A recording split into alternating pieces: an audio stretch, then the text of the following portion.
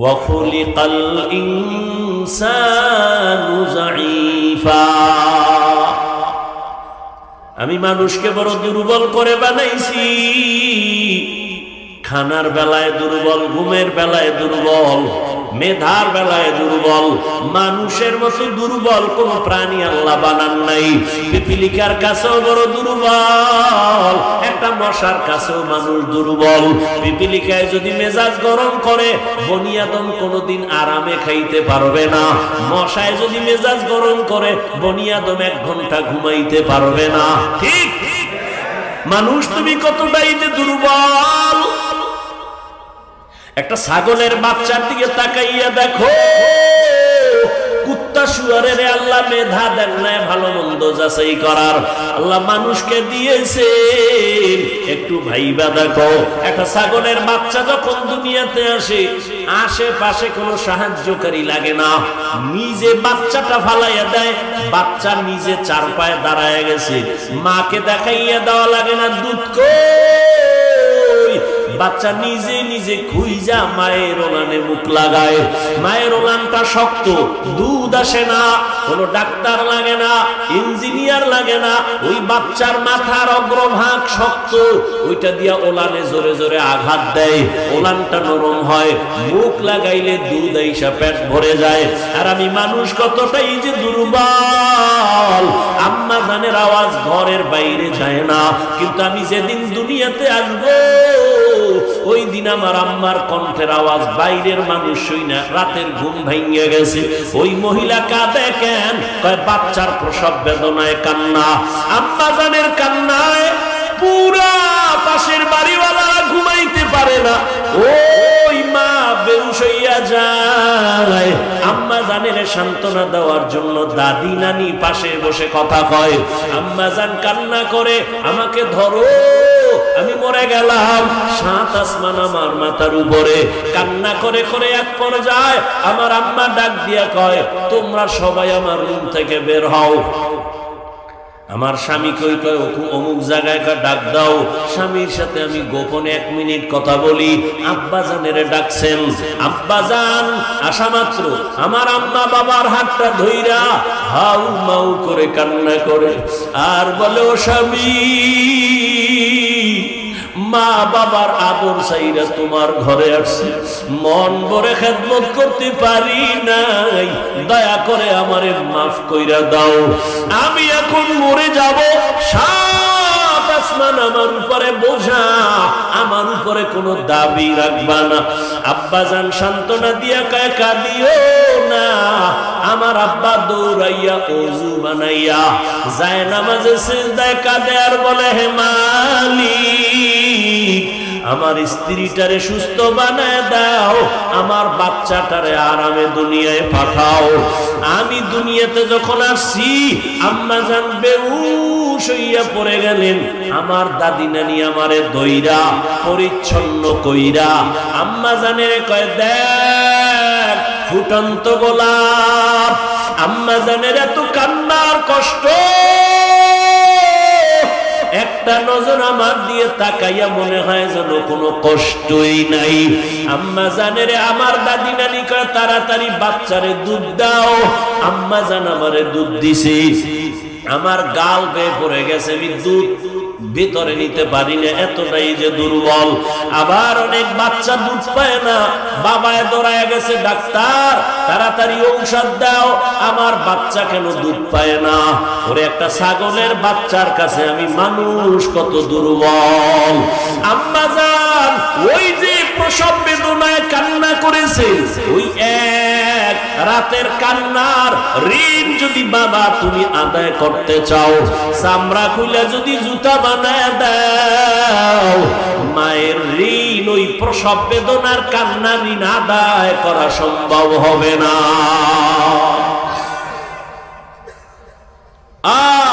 রব্বি ইশরাহ লি সাদরি ওয়া ইয়াসসির লি আমরি ওয়াহলুল উকদাতাম মিন লিসানি ইয়াফকাহু কওলি।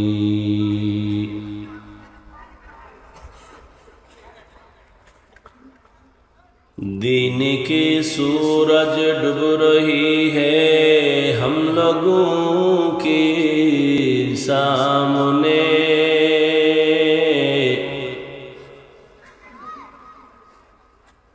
दीन की सूरज डूब रही है हम लोगों के सामने। रोज़े महशर क्या जवाब है मुस्तफ़ा के सामने। रोज़े महशर क्या जवाब है मुस्तफ़ा के सामने।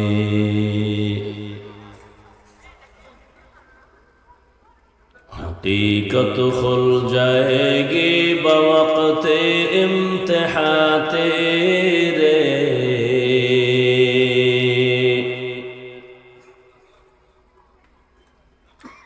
हकीकत खुल जाएगी बवक़्ते इम्तिहान तेरे।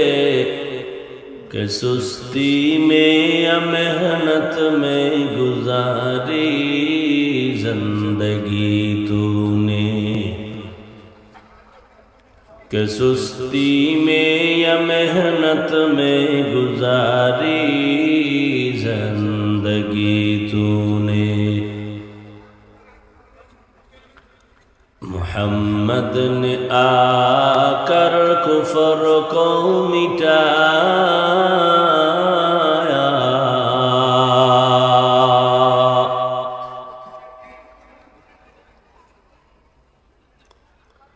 मोहम्मद ने आकर कुफर को मिटाया।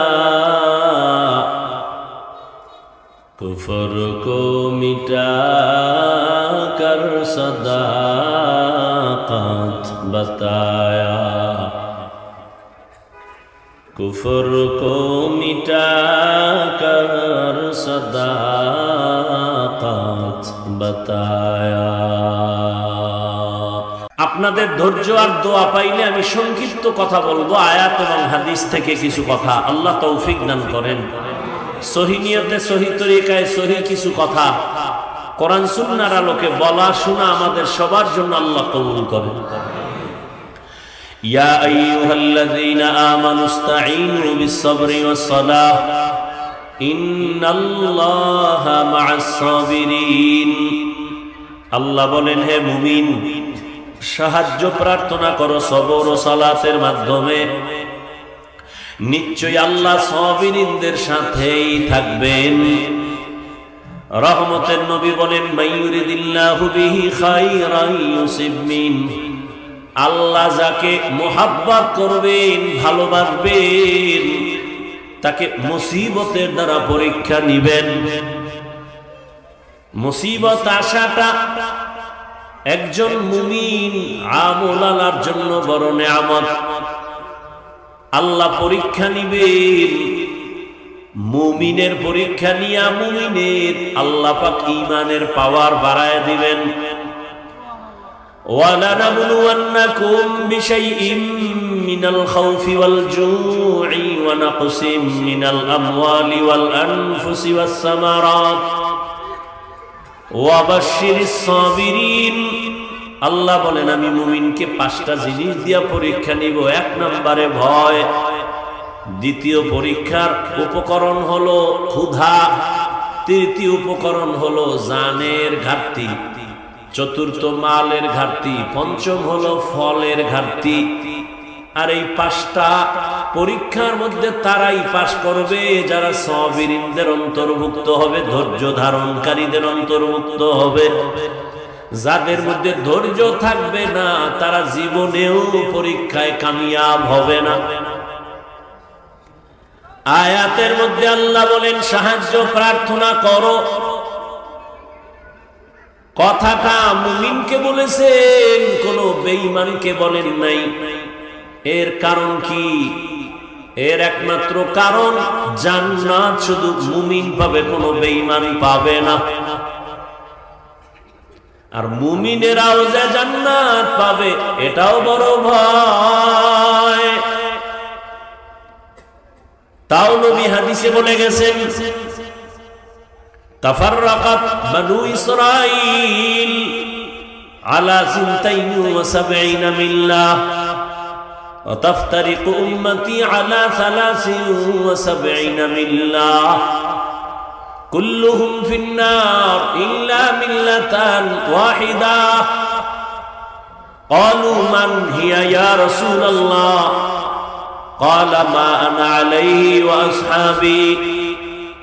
রহমতের নবী বলেন, আমার আগে একদল চালাক উম্মত ছিল, মুসা নবী, ঈসা নবীর উম্মত বনি ইসরাইল। বনি ইসরাইল আর একদিকে মুসা নবীর উম্মত এবং ঈসা নবীর উম্মত। এদের মধ্যে আবার দুই দল, একদল ইহুদি আর খ্রিস্টান।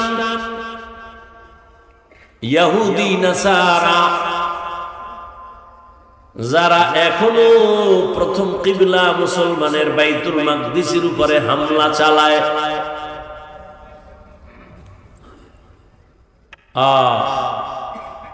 নবী বলেন এরা নিজেদের মধ্যে হিংস্র আক্রমণে, দ্বন্দ্ব বিদ্বন্দ্বে দলে দলে 72 দল হয়ে গেল।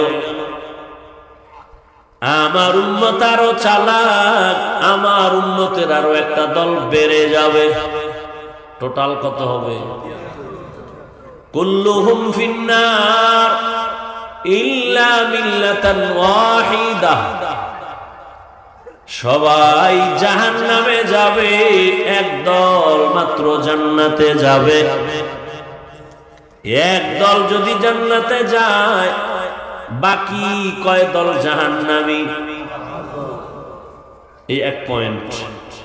দ্বিতীয় পয়েন্ট হলো, এই যে 72 দল জাহান্নামী, এরা কেউ হিন্দু না, বৌদ্ধ না, ইহুদি না, খ্রিস্টান না, কোন বিধর্মী না। এই 72 দল জাহান্নামী সব হবে মুসলমান মুমিনের ভেতর থেকে। এবার বুঝেন কোন দলের মধ্যে আছেন, ভাবেন। সাহাবায়ে কেরাম প্রশ্ন করলেন, হে আল্লাহর রাসূল, এই বয়ান কিন্তু বক্তার এলেমের জোরে হয় না।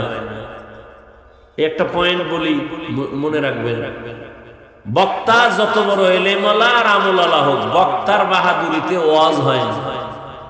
আজীবন মনে রাখবেন, বক্তার বয়ান সম্পূর্ণ নির্ভর করে শ্রোতাদের অন্তরের মহব্বত আর আকর্ষণের উপর। জানি না আপনাদের অন্তরের কি হালাত, ওই অনুযায়ী বয়ান হবে। আল্লাহ কি বলাবেন তাও জানি না, মুখস্থ করে বাসার থেকে নামি নাই যে কাপাসিয়া এই বয়ান করবেন। আয়াত একটা পড়ছি, আউযুবিল্লাহ বিসমিল্লাহ বইরা। এই আয়াত অনুযায়ী আলোচনা কি হবে তাও জানি না, কত টাইম হবে তাও জানি না, কয়টা কথা বাজেট সব আসমান থেকে আছে তাও জানি না। তবে এতটুকু বলবো, ডিস্টার্ব করলে মোনাজাত দিয়ে দেন। কষ্ট করে আসছি, মূল্য দিবেন না। আপনার বাসায় জরুরত আছে, আমার নাই। জীবনে কি কষ্ট করেন, সারা জিন্দিগির কষ্ট এক পালায় দিলে ওলামায়ে কেরামের 1000 কোটি ভাগের 1 ভাগও হবে না।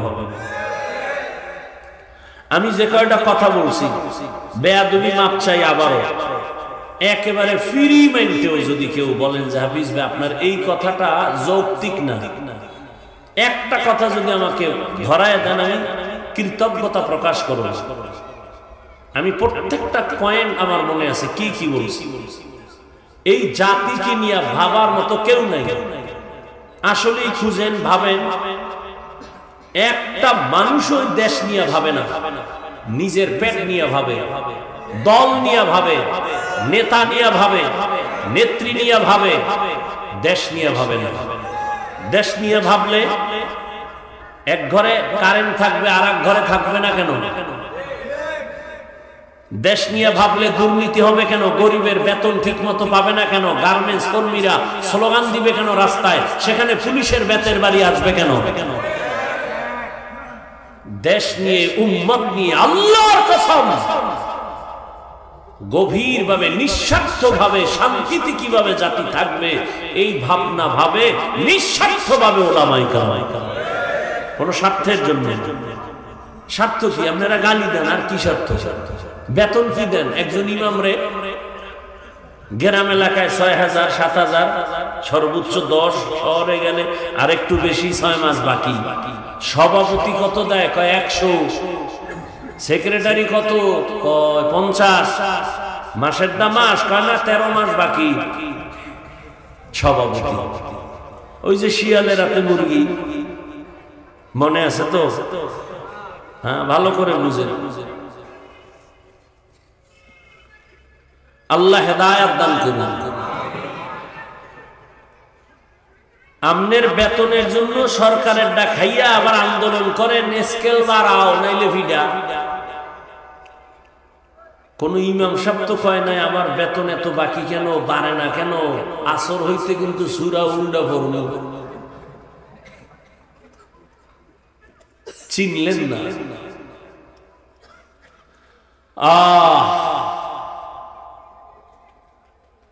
ওলামায়ে কেরাম জীবনকে বাজি রেখে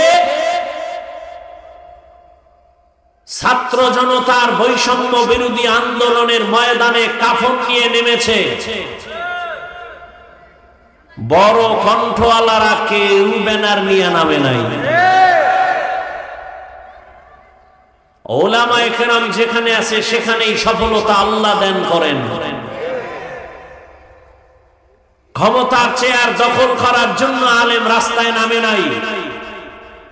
ওলামায়ে কেরাম বারবার বলে যে থাক, জুলুম করলে সহ্য করা হবে না।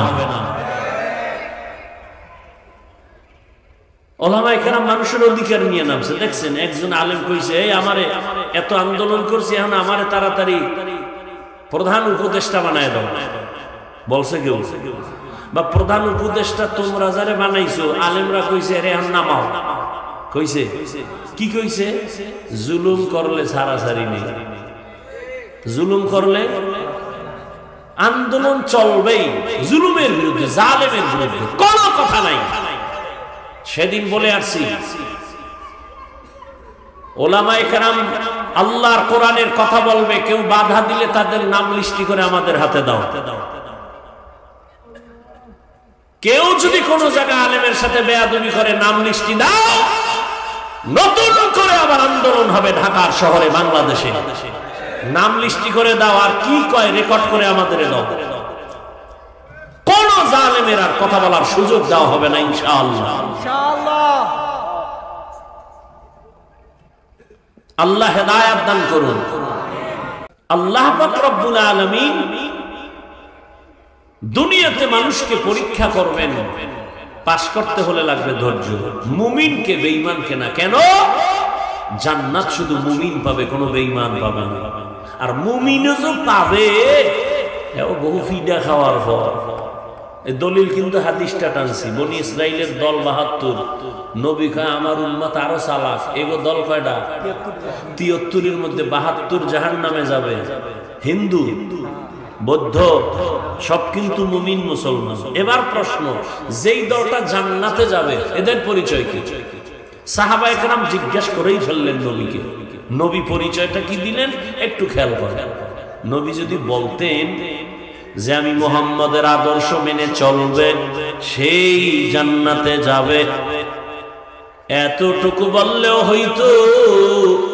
নবী এতটুকু বলেন নাই। নবী বললেন মা আনা আলাইহি ওয়া আসহাবি। দুইটা আদর্শ নবী দিলেন, দুইটা মেরুদণ্ড দিলেন। আমি মুহাম্মদের আদর্শ আর আমার সাহাবায়ে কেরামের আদর্শ যারা মেনে চলবে, এই দলটা জান্নাতে যাবে। অতএব নবীর হাদিস থেকে ফাইনাল আমাদের রেজাল্ট কি? যারা বলে মুহাম্মদ রে মানি, সাহাবায়ে কেরামদের মানি না, এরা মুসলমান হলেও ভেবে নাও 72 দল জাহান্নামীদের অন্তর্ভুক্ত।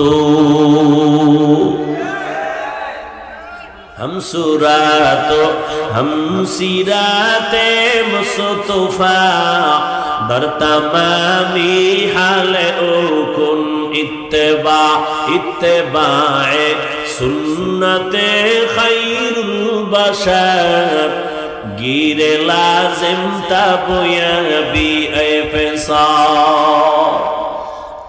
আপনাদের খারাপ লাগে? ঘুমাইবেন যে কইবে ঘুমাবো এও মিথ্যাবাদী। বাঙালি রাতে ঘুমায় না, মোবাইলের হক আদায় করে। বইয়ের হক আদায় না করতে পারলেও, মাইয়া বলার হক আদায় না করতে পারলেও মোটামুটি মোবাইলের হকটা যথাযথ আদায় করে।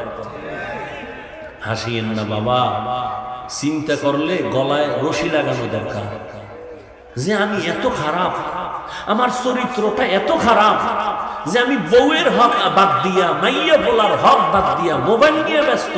সারাদিন দোকানে, সারাদিন ব্যবসায়, সারাদিন ওদিকে গেছে, আসছে রাত্র 8-9টার সময় বাসায় আইয়া বউরে সময় দিবে, মাইয়া বলারে দিবে, ফ্রেশ হইয়া 2 মুখ খাইয়া আস্তে বিছানায় মোনাজাত দিয়া হইয়া পড়ছে।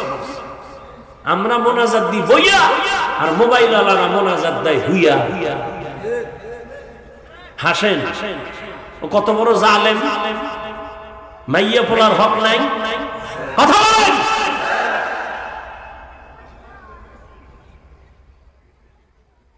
হক বাদ দিছে। বউ যদি কিছু কয় আর একটা বিয়ে করবে। অধিকাংশ, সবাই না, 2-1টা, অধিকাংশ ওই যে ডবল বিয়ে করে। মানকে সিভাই বাইজে গেছে, মিস কলের লগে ঢুকে গেছে, একটা বইরে কয় হল সাইডে যায় মাত্র 2। একজনে সাইডে কইলেই ফেলাইছে, করার পরে কয় হক আদায় করনি, করি মানি কেমনে? কয় একটার লগে রাত্রে থাই আর 3টার লগে মোবাইলে হক আদায় করে। একটা কথা বলি, মানবেন কিনা জানি না, মানা না মানা আপনার বিষয়, বলে যাই পয়েন্টে পয়েন্টে। এই যারা বউ পাইছো হক আদায় করবি না। তুই যদি মক্কার কোনো ভালো মাইয়া 24 ঘন্টা কোরআন পড়ে, তোর কপালে শান্তি নেই। বড় বউয়ের নিঃশ্বাসে ধ্বংস হয়ে যাবে।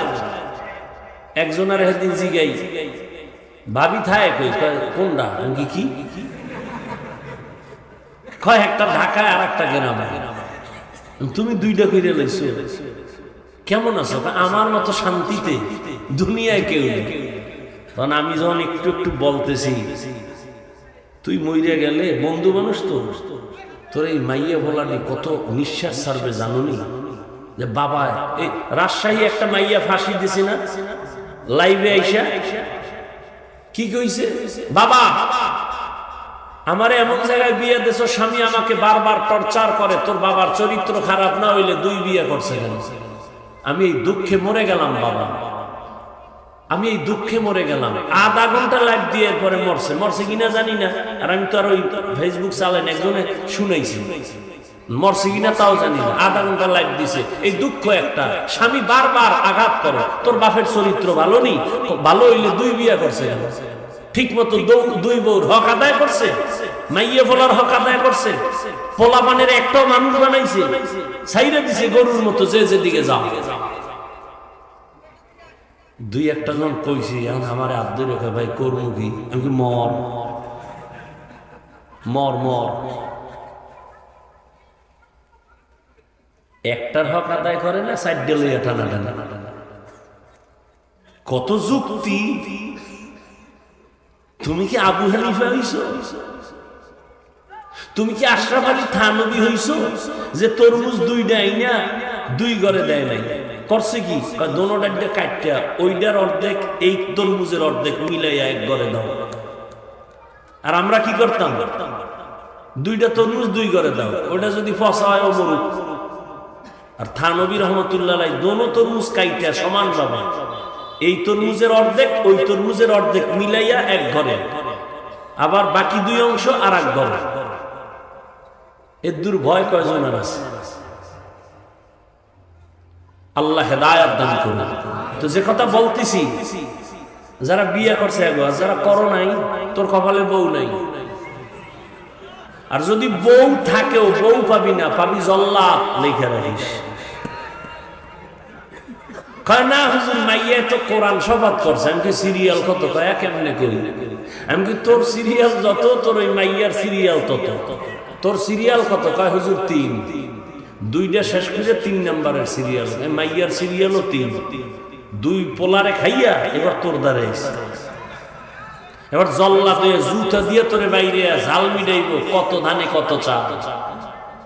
ডানা কাটা ভরি না, কল্লাটা কাটতে দিয়ে যাবে ডানার লগে, টের হবে। আল্লাহ হেদায়েত দান করুন। মা বাবা বইয়ে বইয়ে ঝগড়া করে আর বাচ্চা পাশে শিখতেছে, মা বাবায় ঝগড়া করে গালাগালি করে সব শিখে আদর্শওয়ালা হইতেছে সন্তান। ছেলের মোবাইল দিছে, হুজুর মোবাইল দিছে দোয়া করেন, কেন? কয় পরীক্ষায় এক হয়েছে। মাইয়া কয় ওরা 1 মাস আগে দিয়ে নিছে, খুশি কি মোবাইল দিছে। জামাই একটা বিয়ে দিয়া মাইয়া জামাইরে কি দিছে? বিশাল একটা আইফোন। জামাই আইফোন দিয়া লাইন করতে করতে করতে করতে হঠাৎ করে দেয় জামাই হিজরত করছে নিজের মাইয়া থুইয়া। হাসেন, যার গলায় রশি লাগছে ফ্যামিলিতে খবর নেন, কত কান্দা কান্দতেছে। ওই সন্তান জন্ম দিয়ে লাভ কি? যে সন্তানের কারণে মা বাবার লজ্জায় মুখ ঢাকতে হবে। এই জন্য সন্তানও চাইয়েন আল্লাহর কাছে যার দ্বারা ইজ্জত বাড়ে। যদি না বাড়ে, ও আল্লাহ ওই সন্তান দিওই না, দরকার নাই। নবীজির কোন ছেলে ছিল? কথা হয় না। মক্কার মুশরিকরা কি কইতো? মুহাম্মদ শেষ। কে? মইরা গেলে বংশ ধরার কেউ নাই, ছেলে নাই, আছে মাইয়া। আজকে যারা কইছিল ওগো কুত্তায়ও চেনে না। আর মুহাম্মদের ভক্ত রুহানি সন্তানের অভাব আছে। এটা আল্লাহর ইজ্জত দিবেন আল্লাহ। একদল কান্দে সব হারাইছি, আর একদল কান্দে ভাইয়াও ভাই না। চেয়ারম্যানের চেয়ারের মেয়াদ শেষ, কিন্তু যাদের কাছে কোরআন আছে, রাসূলের আদর্শ আছে, এদের টেনশন নাই। আগেও যেমন এখনো তেমন, ভবিষ্যতেও সামনে তেমন। আমগো চেয়ারের মেয়াদই নাই, আবার শেষ কিসের? টাকা দিয়ে সম্মান কিনলে ফুলের মালার পরে জুতা, আর আল্লাহর দেওয়া সম্মান যদি নাও, দুনিয়ায় বাদশা, আখিরাতেও বাদশা। এখন প্রশ্ন করবা হুজুর হব না? একবারও বলছি না হুজুর হওয়ার কোনো দরকার নাই, তবে হুজুরের বন্ধু হও। বহু বান্দা আছে হুজুরের লগে সম্পর্ক, নামাজ পড়ে, দাড়িওয়ালা, দান করে, মসজিদ মাদ্রাসায় ব্যবসা করে, জীবনে মাদ্রাসায় পড়ে নাই। ও আওয়ামী লীগ করলেও গিয়ে দেখো এখনো সম্মানে আছে, ওর উপরে বিপদ নাই। কারণ উলামায়ে কেরামের সাথে যাদের সম্পর্ক, এরা দুনিয়াতেও শান্তি পাবে, কিয়ামতের দিন আলেমের সাথে জান্নাতে যাবে। রাগ করতেছেন আপনারা? সাহাবায়ে কেরামদের আদর্শ নিয়ে নবী বললেন যারা চলবে তারা জান্নাতি। এবার আসেন আল্লাহ মুমিনকে বলছেন সাহায্য চাও। সাহায্য কেন চাইতে বলেছেন? ভালো করে একটু গভীরভাবে খেয়াল করেন। সাহায্য তো ওই ব্যক্তির প্রয়োজন যে নিজে দুর্বল, একা চলতে পারে না। হে মালিক, আমরা কি দুর্বল? আমরা তো সবল, আমরা কেন সাহায্য চাইব? আল্লাহ কয় না, তোর মতো দুর্বল কোন প্রাণী আমি বানাই নাই। ওয়া খুলিকাল ইনসানু যায়ীফা, আমি মানুষকে বড় দুর্বল করে বানাইছি। খানার বেলায় দুর্বল, ঘুমের বেলায় দুর্বল, মেধার বেলায় দুর্বল। মানুষের মতো দুর্বল কোন প্রাণী আল্লাহ বানান নাই। পিপিলিকার কাছেও বড় দুর্বল, একটা মশার কাছেও মানুষ দুর্বল। পিপিলিকায় যদি মেজাজ গরম করে, বনি আদম কোনোদিন আরামে খাইতে পারবে না। মশায় যদি মেজাজ গরম করে, বনি আদম 1 ঘন্টা ঘুমাইতে পারবে না। ঠিক মানুষ তুমি কতটাই যে দুর্বল। একটা ছাগলের বাচ্চার দিকে তাকাইয়া দেখো, কুত্তা শুয়ারের আল্লাহ মেধা দেন নাই ভালো মন্দ যাচাই করার। আল্লাহ মানুষকে দিয়েছেন, একটু ভাইবা দেখো। একটা ছাগলের বাচ্চা যখন দুনিয়াতে আসে, আশেপাশে কোনো সাহায্যকারী লাগে না, নিজে বাচ্চাটা ফালাইয়া দেয়। বাচ্চা নিজে 4 পায়ে দাঁড়ায় গেছে, মাকে দেখাইয়া দেওয়া লাগে না দুধ কই, বাচ্চা নিজে নিজে খুইজা মায়ের ওলানে মুখ লাগায়। মায়ের ওলানটা শক্ত, দুধ আসে না, কোনো ডাক্তার লাগে না, ইঞ্জিনিয়ার লাগে না, ওই বাচ্চার মাথার অগ্রভাগ শক্ত, ওইটা দিয়া ওলানে জোরে জোরে আঘাত দেয়, ওলানটা নরম হয়, মুখ লাগাইলে দুধ আইসা পেট ভরে যায়। আর আমি মানুষ কতটাই যে দুর্বল, আম্মা জানের আওয়াজ ঘরের বাইরে যায় না, কিন্তু আমি যেদিন দুনিয়াতে আসবো ওই দিন আমার আম্মার কণ্ঠের আওয়াজ বাইরের মানুষ শুই না, রাতের ঘুম ভাঙিয়ে গেছে। ওই মহিলা কাঁদে কেন? কয় বাচ্চার প্রসব বেদনায় কান্না। আম্মা জানের কান্নায় পুরা পাশের বাড়িওয়ালারা ঘুমাইতে পারে না, ওই মা বেহুশ হইয়া যায়। আম্মা জানের সান্ত্বনা দেওয়ার জন্য দাদি নানি পাশে বসে কথা কয়। আম্মা জান কান্না করে, আমাকে ধরো, আমি মরে গেলাম। সাত আসমান আমার মাথার উপরে। কান্না করে করে এক পর্যায়ে আমার আম্মা ডাক দিয়া কয়, তোমরা সবাই আমার রুম থেকে বের হও। আমার স্বামী কই কয় অমুক জায়গায় ডাক দাও। স্বামীর সাথে আমি গোপনে 1 মিনিট কথা বলি। আব্বা জানের ডাকছেন। আব্বা জান আসা মাত্র আমার আম্মা বাবার হাতটা ধইরা হাউ মাউ করে কান্না করে আর বলে, ও স্বামী, মা বাবার আদর চাইরা তোমার ঘরে আসছি, মন ভরে খেদমত করতে পারি নাই, দয়া করে আমারে মাফ কইরা দাও। আমি এখন মরে যাব, সাত আসমান আমার উপরে বোঝা, আমার উপরে কোনো দাবি রাখবা না। আব্বা জান সান্ত্বনা দিয়া কয়, কাঁদিও না। আমার আব্বা দৌড়াইয়া ওযু বানাইয়া যায় নামাজে সিজদায় কাঁদে আর বলে, হে মালিক, আমার স্ত্রীটারে সুস্থ বানায় দাও, আমার বাচ্চাটারে আরামে দুনিয়ায় পাঠাও। আমি দুনিয়াতে যখন আসছি আম্মা জান বেহুশ হইয়া পড়ে গেলেন। আমার দাদি নানি আমারে দইরা পরিচ্ছন্ন কইরা আম্মা জানের কয়, দেখ ফুটন্ত গোলাপ। আম্মা জানের এত কান্নার কষ্ট, একটা নজর আমার দিয়ে তাকাইয়া মনে হয় যেন কোনো কষ্টই নাই। আম্মা জানের আমার দাদি নানি কয়, তাড়াতাড়ি বাচ্চারে দুধ দাও। আম্মা জান আমারে দুধ দিছে, আমার গাল বেয়ে পড়ে গেছে, আমি দুধ ভিতরে নিতে পারি না, এতটাই যে দুর্বল। আবার অনেক বাচ্চা দুধ পায় না, বাবায় দৌড়ায় গেছে, ডাক্তার তাড়াতাড়ি ঔষধ দাও, আমার বাচ্চা কেন দুধ পায় না। ওরে একটা ছাগলের বাচ্চার কাছে আমি মানুষ কত দুর্বল। আম্মা জান ওই যে প্রসব বেদনায় কান্না করেছেন, ওই এক রাতের কান্নার ঋণ যদি বাবা তুমি আদায় করতে চাও, চামড়া খুলে যদি জুতা বানায় দাও, মায়ের ঋণ ওই প্রসব বেদনার কান্না ঋণ আদায় করা সম্ভব হবে না।